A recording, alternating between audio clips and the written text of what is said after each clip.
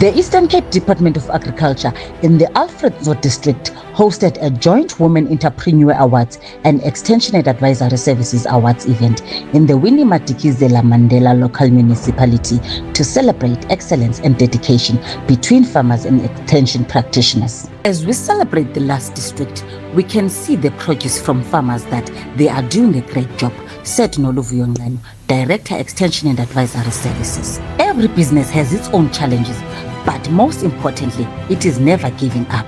The Executive Mayor of the Winnie Madikizela Mandela local municipality, Councillor Daniswa Mafumbata, acknowledges the work done by the extension officials in assisting farmers.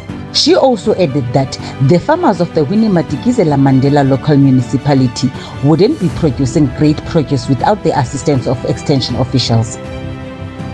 We honor all the women who have taken part in the agricultural sector and created jobs.